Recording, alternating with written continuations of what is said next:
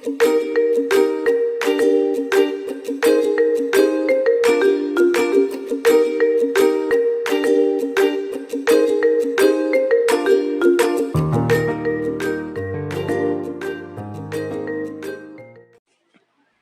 guys!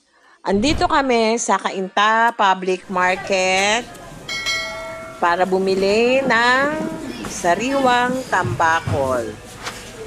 So, magluluto kasi ako ng ginataang tambakol. So guys,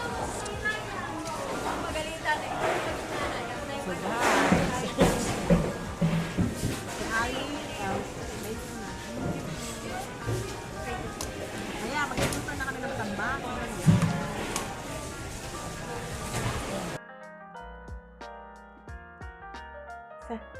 Kamusta na kayo? Welcome to Tess Ranios Cooking. For today, magluluto tayo ng ginataang tambakol. So, itong tambakol na to guys, binili ko to sa Cainta Market. So, kanina lang, kaya fresh na fresh siya guys. So, start na tayo. Ito yung mga ingredients na gagamitin natin. So guys, ito ang mga ingredients na gagamitin natin sa ating ginataang tambakol. So, meron tayong isdang tambakol. Yan, guys. Yan. Yan, isdang tambakol natin. Inasinan ko na siya, guys. And then, gagamit tayo syempre ng ating gata. Dalawang gata ang gagamitin natin. Una, yung unang piga. Ayan. Ito naman ang pangalawang piga ng ating gata.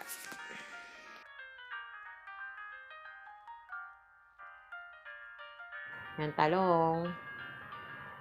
Then, meron din tayong bawang na gagamitin. And then, gamit din tayo ng ginger. Binalatan siya and cut into slices. Then, onions. Lagyan din natin ng tomatoes para talagang healthy ang ating menu for today. Then, sa mga spices, gagamit din tayo ng ground black pepper. And then, salt, patis to taste. And of course, hindi mawawala ang ating vinegar. And cooking oil. Siyempre, gamit tayo ng cooking oil. And then, siyempre, lalagyan natin siya ng ating siling haba. And our red seeding. Yan, ating seeding labuyo. So, ayan guys, ang gagamitin natin sa ating tambakol, ginataang menu. So, ayan na mag-ingredients sa ating ginataang tambakol, guys.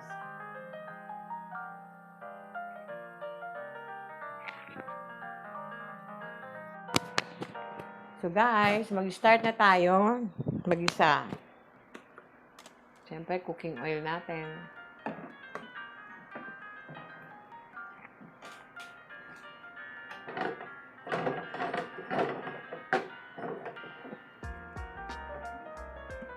Lagyan natin ng konti.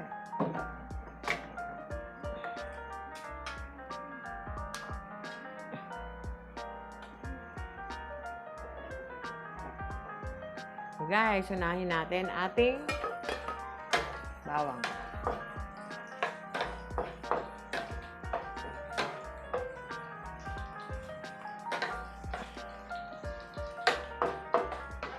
Maganda ito dahil may dahon din siyang masyadong ingay. Toast natin ng konting ating garlic, guys.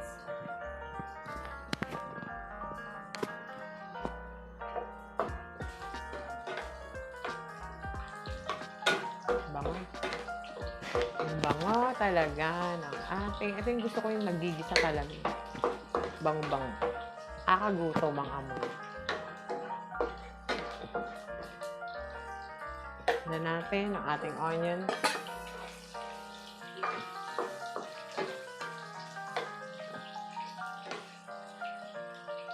Lantahin natin ang ating onions, guys.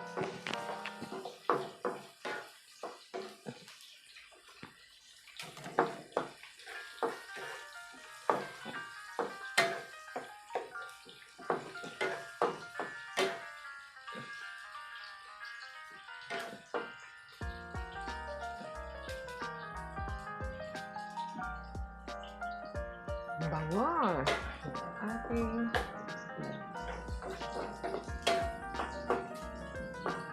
ginigisang bawang at garlic. Ang bango niya, guys. Gusto ko talaga nagigisa. Ang bango-bango kasi. Nakakatanggal ng antok. Ng amoy niya. So, ginger. Lagyan natin.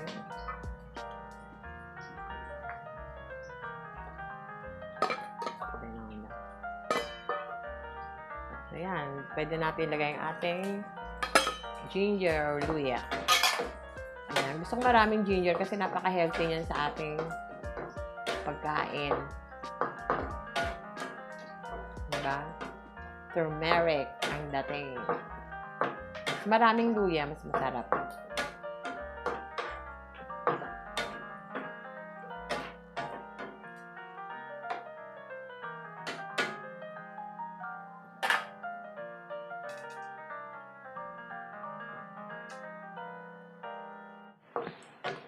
Guys, lagay na natin ang ating kamatis.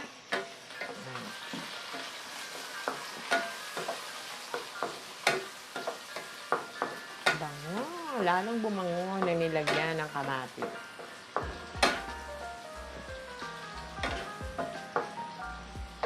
Naan natin ang ating apoy.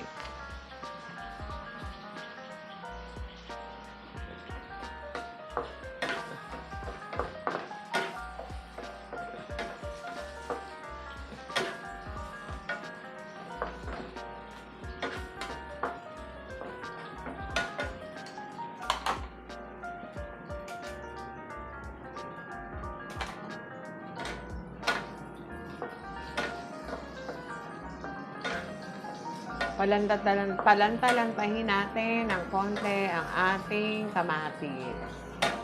Yan. Parang natitiklop-tiklop na siya. Ay, nakabango guys. So, amoy nyo lang. Isa pa lang yan, ha.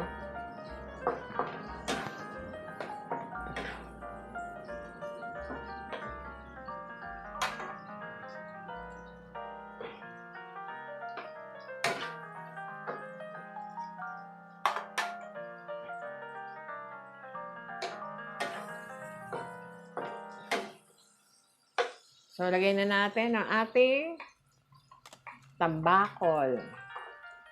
Sangkutsa natin siya ng bahagya sa ating bawang, kamatis, ginger, at onions.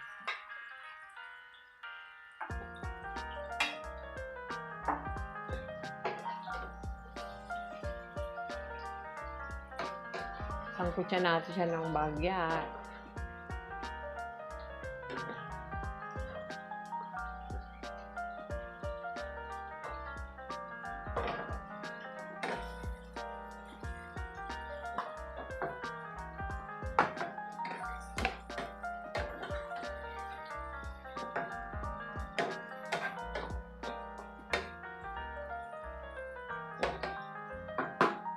Simmer natin siya ng konti, guys. Mga 2 minutes.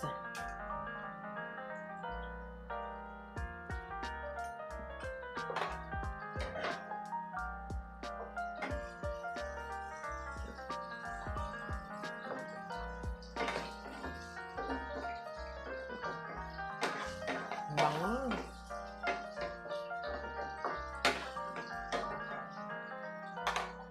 Simmer natin konti.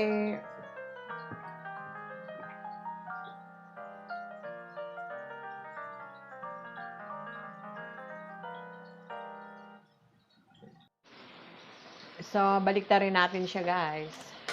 Para yung other side naman, absorb niya ang flavor ng ating pinagisahan ng kamatis, sibuyas, bawang, and onion. Baliktarin natin. Yes.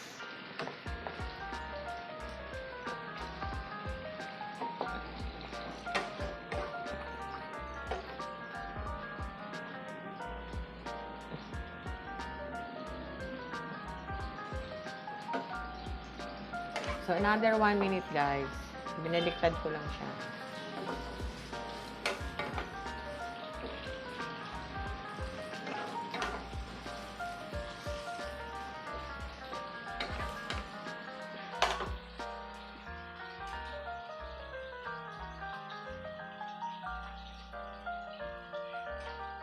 So, yan guys. Mga 1 minute lang. 1 to 2 minutes.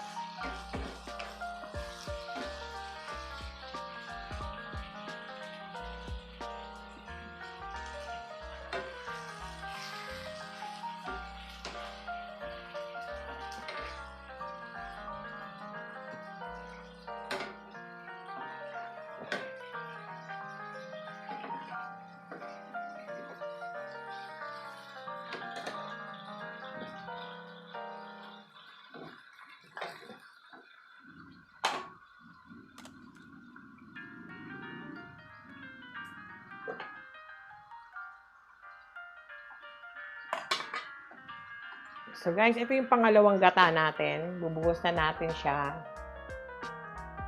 Ayan. Ayan, yun yung pangalawang gata. Simmer lang natin siya guys. Ayan.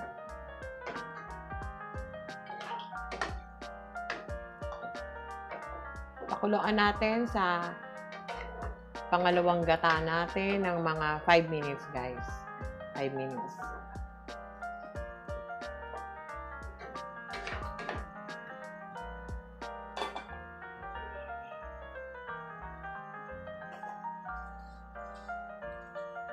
Ayan, simmer natin guys ng mga 5 minutes. Sa pangalawang gata. Ayan, sarap niya guys. 5 minutes guys.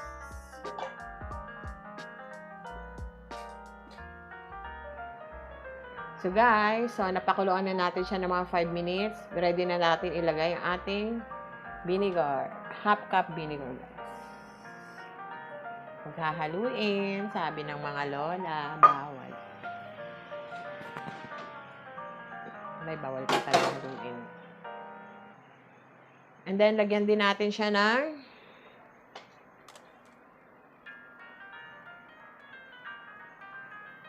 one tablespoon ng black ground pepper. Lagyan pa natin ng half para mas masarap. Spicy siya.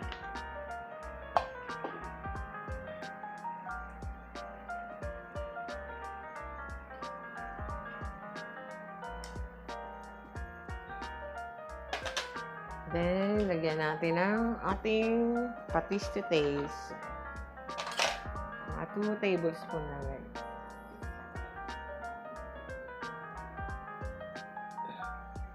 Ayan. Saka na lang tayo mag-add mamaya pag natikman na natin siya.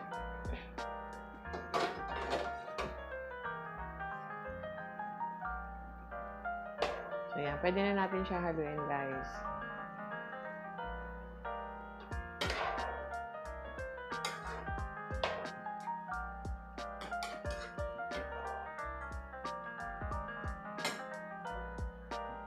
So, lagay na natin. Pwede na natin ilagay ang ating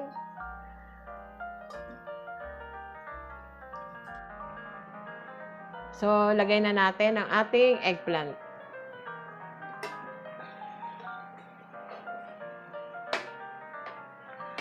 Guys, pwede rin kayong maglagay ng gulay na gusto nyo. Actually, pwede kayong maglagay ng pechay or malunggay. Sa akin naman, since kakaluto lang namin ng munggo na may malunggay. So, itong gata ko, talong lang talaga nilagay ko. Ayan. Tsaka request sa akin ng aking mga oldest na kasama dito. Gusto daw nila talong ang ihalo ko sa aking ginataang tambakol. So, syempre, request granted. O, ayan, may talong na siya, guys. Basta, guys, pwede rin malunggay or pechay. Ayan. Ako muna is talong muna nilagay.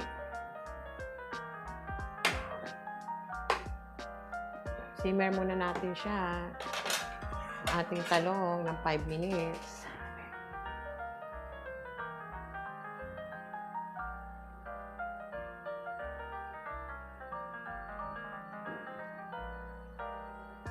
Ayan, malambot-lambot na siya, guys.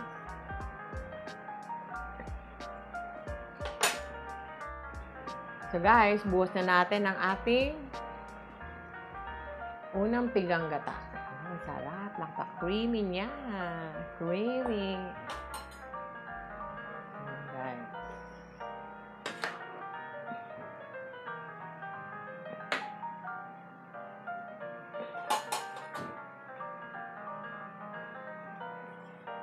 So, pakulaan muna natin siya ng mga 5 minutes yan para talagang ma-absorb ng ating ingredients ang ating creamy na gata.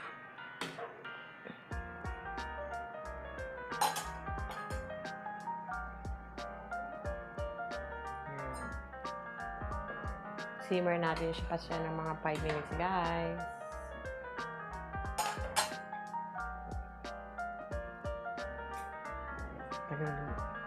So, guys, na-simmer ko na siya ng ginawa ko na siya ng 10 minutes, guys. Para absorb na absorb yung ating gata. So, lagyan na natin ang siling pula at siling haba natin, guys.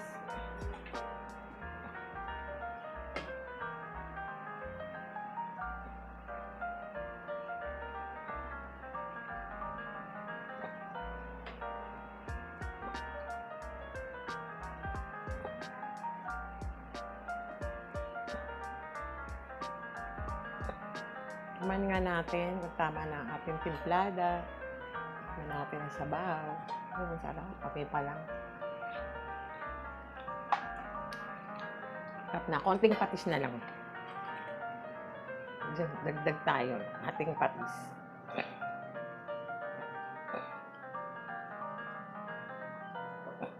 Mga 2 tablespoons. So, tinansya ko lang yung paglagay ko mga around 2 tablespoons yun, guys. Ayan. Ayan. It's almost done, guys. 2 minutes na lang. Palangis-langisin lang natin.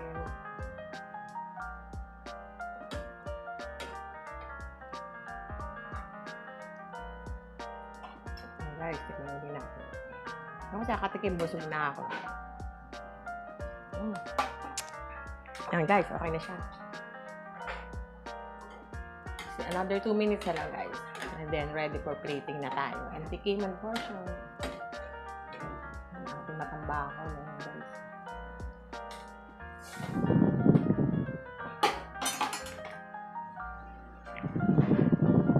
Simmer lang natin, guys. Only rice na naman tayo yan.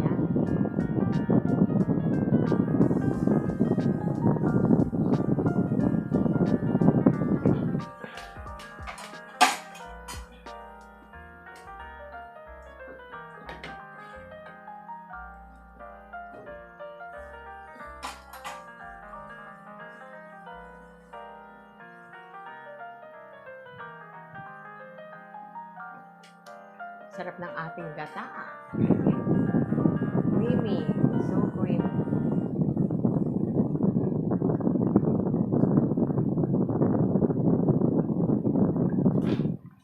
So, yan guys. Okay na siya. Ready for plating na tayo.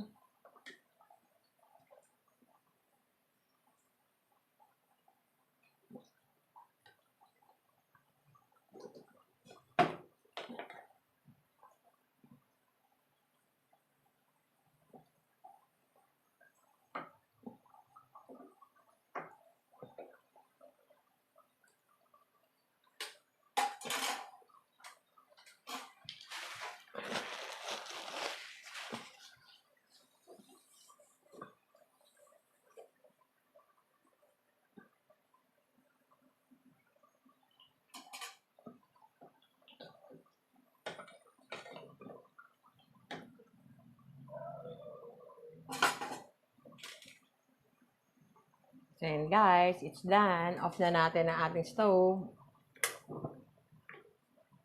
Tikiman portion na. Ayan guys, tikman. Kainan na naman guys. Lagay na muna natin siya sa ating plate.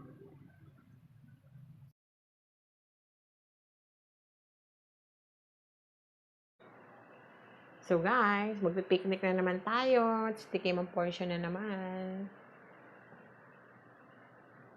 Ayan guys, titikman na natin ang ating ginataang tambakol. So guys, tikiman portion na tayo. Tikman na natin ang ating fruits of flavor na sarap po. Ginataang tambakol. Ayan na naman. Parang tumataba na yata ako sa kakatikim. Guys, sarap.